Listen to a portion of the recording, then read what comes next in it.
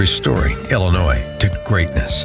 This is Illinois Rising, presented by the Illinois Policy Institute and hosted by AM 560's Dan Proft.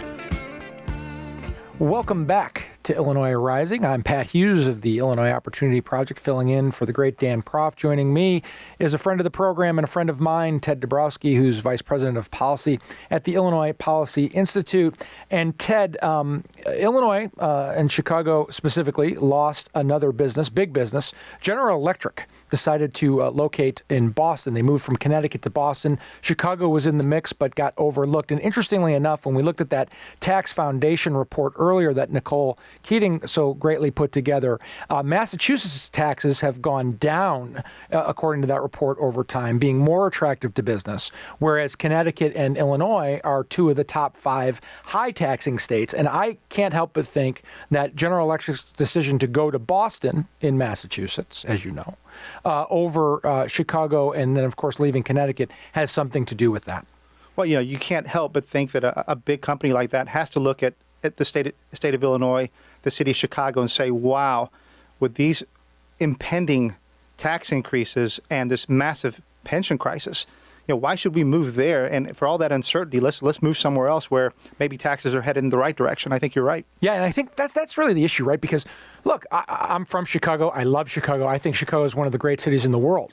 But I've also been to Boston many times, and it's also a great city. And so if you can go to Boston and relocate your workers, they've got a great place to work. There's great educational opportunities there. There's great universities there. Amazing number of universities. Yeah, you're right on the water. So that Boston has a lot of amenities. If the state surrounding Boston is going to have better public policy than the state surrounding Chicago, well, then, it can make sense for someone to go. But I think, and I think you think too, that we're reaching sort of a tipping point on all this where with Governor Rauner in place, with elections coming up in 2016, there could be a shift in the politics and the policy that can bring the future General Electrics back to Illinois. Well, I think, Pat, that's why you and I work in what we do, because we believe in Illinois.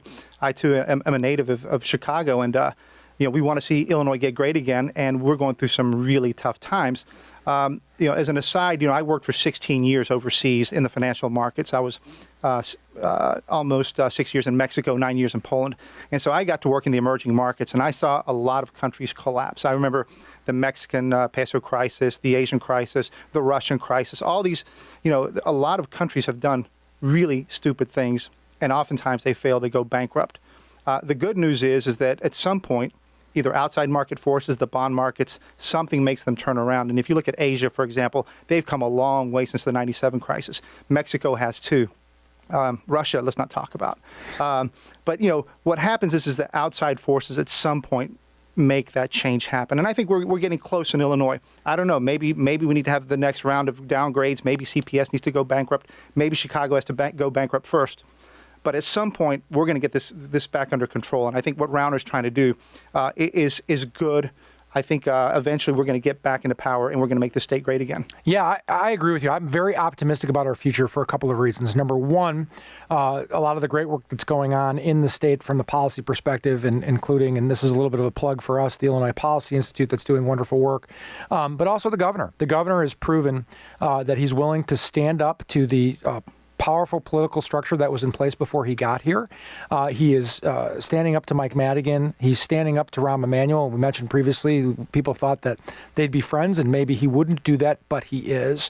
There are a slew of exciting candidates for public office across the state in legislative races, and with the opportunities to pick up some legislative seats down the road, I think there's a chance to put different voices in Springfield to get policies enacted through the legislature and signed by the governor. Once we get through that process in 16 and then maybe into 18, I think there's a real opportunity. But that opportunity will only come if the electorate realizes we're at that tipping point.